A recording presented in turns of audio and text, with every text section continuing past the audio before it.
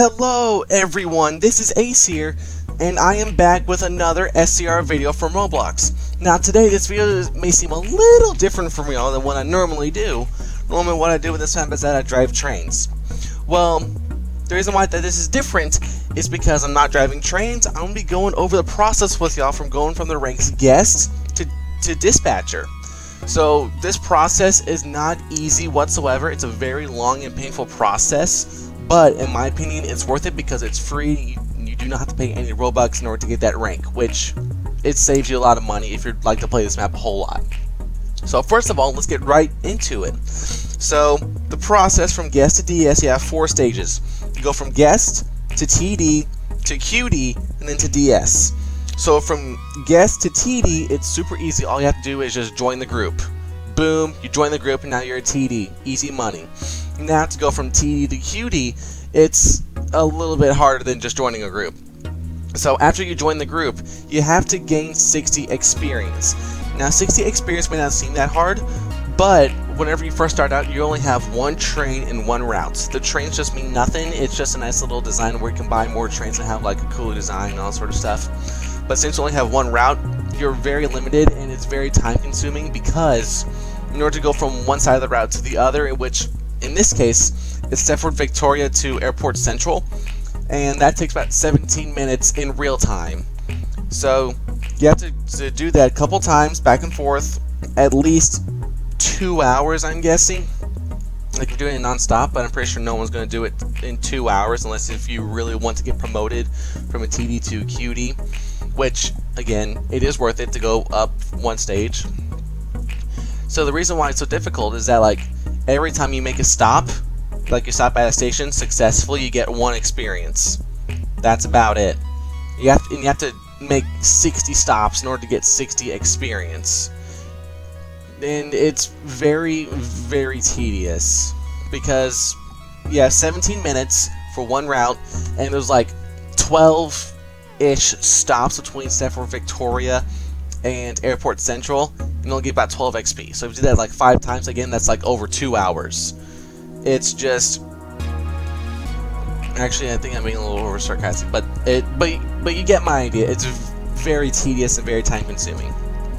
So after you go and chase down your 60 experience, once you obtain that, you now have to join the T to QD training session. Now this one is a lot more easier to get into than the one for dispatch, but we'll go over that in just a little bit. So there's more times for the TD to QD because it's lower rank and there's a lot more people just want to go into it at once. So it's a lot easier to get into. All you have to do is join in the session. You have a range between 5 minutes before and 5 minutes after the time given. So for example, if there's a session at 18:30 for British Standard Time or whatever that time zone it is and like for here in America, since it's 18, like 18:30, you need to do a -6. In that case, it'll be, let's see. So if my math is correct, that'll be 12:30. So yeah, because it's a 6-hour delay thing. Because 18:30 is equivalent to 6:30 there, and it's just a -6-hour thing. So you have to do a couple math calculations if you're not in the British time zone, because that map is based off of their time zone. So yes, you have to do a little bit of math, but it's simple addition or subtraction. Depends on where you are in the world. So after you join the session, you have to pay attention, answer a couple questions. You have to answer a couple questions like SPAD and the color signals, like the variation of colors, like for the signals, which SPAD means speed past at danger, which again is passing a red signal. And then all the colors y'all need to know. There's green, yellow, and red, and then there's one that's been recently updated about a month or so ago, where the owners added another yellow, where it's a double amber yellow. Whereas so now there's 4 instead of 3, which helps drivers a lot more, so that there won't be as many SPADs. So quick knowledge, in case if y'all don't know, green means you can proceed at the given speed limit. Like if you're in a 75, you can go 75 miles an hour. If you see a double yellow, there's 2 variations. At least in my opinion, there's two variations, and this always works regardless of whether you're in the map or not. Like, especially in the real world too. So there's two variations. One, the block in front of where that signal is in a single yellow, so you need to slow down. Or you're about to enter a rail yard. So like a rail yard is like, you know, whenever you're about to approach a station. Not all signals are set up to do that. But like if you're going into Benton, for example, or for Coxley, you will see, like, when you see a green, then the next block it'll be a double yellow, and then it'll have a yellow with a 45. Basically, if there's a yellow with a 45, that usually means that like you're entering that rail yard for the station, because there's multiple tracks in that area. And then the single yellow, you have to go 45 miles an hour or less. That was a question that I had to answer, and I was able to get that. I said 45 miles an hour or less, because that generally is correct. So no greater than 45 miles an hour, which really makes sense because you need to prepare to stop just in case. And then red means stop.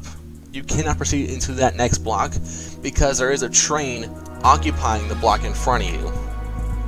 So you have to keep that in mind. And if you pass the signal either by purpose or on accident, you're going to have to wait 20 seconds until your emergency brakes are released. That usually is to just give you time for the train in front of you to actually get out of the block.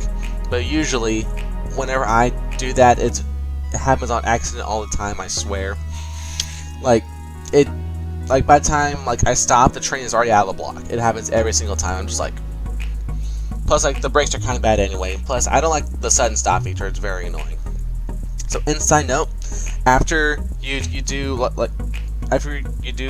you're supposed to do, like answering the questions and stopping at the correct marker, you have to stop at the correct marker.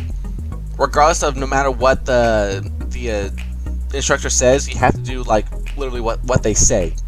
But how it's supposed to work, that whatever number of cars you have, that has a higher priority than the actual stop sign itself at the end of the platform. So if you have 4 cars, you have to stop at the 4 icon. Otherwise, you have to stop at the S if you have like more than 4 cars or something like that. Which is how it's supposed to go. The first time I did that, I was failed because I stopped at the 3 even though I was supposed to stop at the S. Which again, was completely stupid, and I don't know why it was like that. There was just no reason for that. So that's how it's supposed to go. And then after you stop, they check you just to make sure that you're at a good spot, and then you answer 2 questions. If you pass, you're a QD. If you fail, you have to do it again. Again, it's very tedious. So now that you pass, you're now qualified as a qualified driver. So now this is where it gets interesting. So now you have to get 360 experience. With all the points that you've given from the previous session before you became a QD, you can now buy another train and more routes that let you expand and give you the ability to grind on more points and more experience. Because different routes have different pros and cons. And it's basically based on like your own decision, like what route thinks it's the best. What I did that helped out, this was like a 20-minute route, but I was able to do Stepford Central to Leighton Stepford Road, and I was able to get my points that I needed in a short amount of time. Basically, like it took a little while because it's 20 minutes back and forth, but like overall I was able to get it all. And plus that was like the best ride I had with the most stops, and like technically like the most benefits coming out of it. So after you get 360 experience, you now have to wait to join the dispatcher session. This is where it gets really annoying because there's fewer times to do the training session to become a dispatch, and the open window for anyone is so severe. Like, you have no idea how hard it is to get in. Like, you literally need to have good Wi-Fi, and you need to make sure that you're being on top of things. So, the reason why it's so strict is because you literally have a 5-second window of whenever the room opens. It is so strict that, like, out of the 10 times I did it, I was only able to enter the training session twice. And that was so annoying. The first time I failed, obviously, because I had no idea what I was doing. The second time I finally passed, and then now I'm a dispatcher, which is freaking amazing. But your window is so small that even, like, if you delay like 1 second, your chances are going smaller and smaller and smaller. It's like it's going to be close to impossible. By the time it hits 10 seconds later, you have no chance of getting in unless someone magically drops out and then you just pop right in. It's just so minimal for you to get in at that point, because so many people want to do it. There's literally more people that want to become a DS than there are TD and DS combined. At least in my opinion, because that's how I see it. That's how strict it is getting in. It's so crazy. Plus, a lot of people are cuties right now. So, plus, like in the actual group, you can actually see how many members are like for each category, going from TD all the way up to Signaler. And for DS and for QD, those have the most. Don't get me wrong, but like those have the most out of every single one. And obviously DS is the highest, but like second is QD. And it's just so weird. It's so freaking weird. So whenever you get into the training session, if you get into the training session, you have to know a lot of things. You have to know TRTS, which means train ready to start. You have to know the off indicator signal, basically. And let's see, what else? You also have to know where you basically have to stand on the platform. So TRTS means train ready to start. Usually that means is that you have to basically click that. It tells the signaler, if there is one on duty, to tell them, hey, the signal needs to be changed. It's on red. Can you change it to either a yellow, a double yellow, or a green? The signaler changes it, and then the off indicator turns on. At first, what I thought the off indicator meant was that, like, get off the platform because there's a train rolling by. Usually, like, whenever there's a train there, I thought that, like, hey, it turns off and you can get on the platform. But whenever it turns on, you cannot be on the yellow line, basically. That's what I thought it meant. But that's not what it means.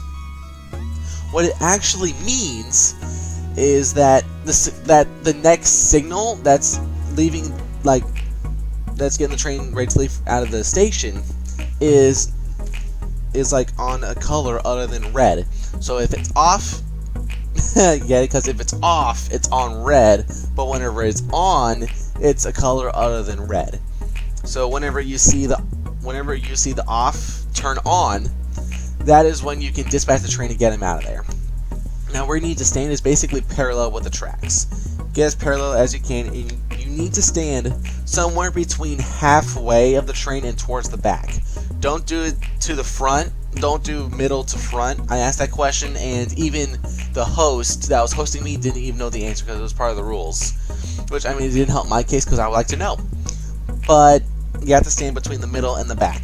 Don't ask that. Like I said, I already asked that, so just don't even try. And then, after you send off the train, you're basically good to go. But your DS is like literally so strict. Like one mess up and you're done. So once again, whenever you're in the training session, and please take notes. You have to take notes during the training session to become a DS. You think I'm joking, but it's serious. Because you have to know all these things. Yeah, you have to know which train service needs to go first depending on their first number, 1, 9, 2, or 5. You need to know that. You need to know TRTS, off, all that sort of funky stuff. It is so serious. And you have to know which train needs to be sent off first, if they're late, depending on lateness, if they arrive at the same time. The train that is late first, if the train has already spatted, you know, things like that. You have to learn a lot. And one mess up and you're done. You have to wait again for that 5-second window to get in. So, remember, take notes. Depending on what kind of train it is. If there's 2 trains, the order of importance is 1, 9, 2, 5. 1 is express, 9 is semi-express, 2 is local, and 5 just came from the station. Depending on what the number is, that train needs to go first. If it's the same one and then one comes out the other, then it's the same thing. But whenever you're in the train session, stand somewhere between the middle and the back, face the front, be on the side of the yellow line that's closest to the tracks, wait for the train to finish loading, quote unquote, if there are any passengers. You need to TRTS the signaler that is on duty, wait for the off sign to turn on, then dispatch the train, and then you're good to go. Basically, from that point on, you have passed. I was not asked any personal questions, but I did thank the instructor for having the opportunity to do this, because it did mean a lot to me if I was finally promoted. But that's about it. Other than all the crazy stuff, it's a very simple process, but it's very time-consuming. It's very tedious. So y'all basically know the process to go from guest to dispatcher. Now, if y'all are wondering what happens, like if you go from dispatcher all the way up to manager, or the highest ranking possible, that is just based through applications. You have to join the Discord server and join the SCR group for Discord, and there's certain times where, like, no wait, you found an application to become a signaler. I want to become a signaler and possibly a high rank, because I think it'll be easier, like if people are playing here in the United States, that they wouldn't have to rely on the United Kingdom time so much. Like, I want to help the people that are here in the United States get the promotions quicker, just so that it's not always based on the United Kingdom. Just that, like, it'll just be easier for everyone. So that's what I'm trying to go for. But to go from DS to whatever, you have to fill out an application that's based on your terms and your terms alone. It's whatever you can do and whatever best you fill out an application. It's sort of like an application for a job. Like, I'm assuming I haven't filled one out yet, because one wasn't available for a while. So finger crossed, hopefully it'll be up soon. And other than that, I hope y'all have enjoyed this video. If y'all like what you saw, please leave a like to help support this video, and subscribe to my YouTube channel for more videos based on SCR. I'm planning on doing a theory video about an unknown rail service that is only viewable from one rail line. I'm planning on doing a theory about the unknown service known as Tramlink. Now, if y'all haven't heard of that service, get yourself a waterline train and go all the way down to Greenslade. That is your only hint to find this unknown rail line, because it's just there. I'm planning on doing a theory behind it. So, again, if y'all like what you saw, please leave a like, subscribe to my YouTube channel for more videos like this. And other than that, this is Ace signing out, and I will see y'all in my next video. Goodbye.